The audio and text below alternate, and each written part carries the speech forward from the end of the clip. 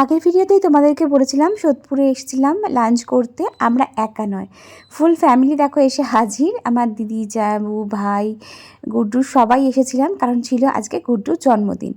ওর বার্থডের জন্য স্পেশালি আমরা আজকে ডি বাবিতে এসেছিলাম সোদপুরের। আর এই ডি বাবিটা আগে কোনো দিন আসেইনি, তাই ভাবলাম চল এখানেই আজকে কিছু ট্রাই করা যাক। এটা আমি আইডিয়া দিয়েছিলাম।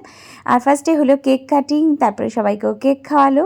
কেকটা দারুণ ছিল খেতে, আর মিয়মরের কেক এমনিই বেস্ট হয়, আমার তাই লাগে। আর তারপরে আমরা কিছু স্টার্টার অর্ডার করলাম, একটা ফিশ স্টার্টার অর্ডার করেছিলাম, আর তার সঙ্গে চিকেন তন্দুর। দারুণ ছিল এটা।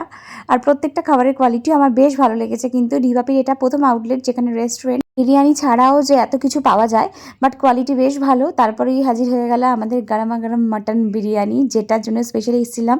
দেখো হাতটা মানে জাস্ট হাত দিয়ে ধরতেই খুলে গেল, এতটাই সফট জুসি মাটনটা। আর এখানে তো এক প্লেট বিরিয়ানি নিলে রাইসটা আর আলুটা আনলিমিটেড, যেটা একটা স্পেশাল ছিল কিন্তু।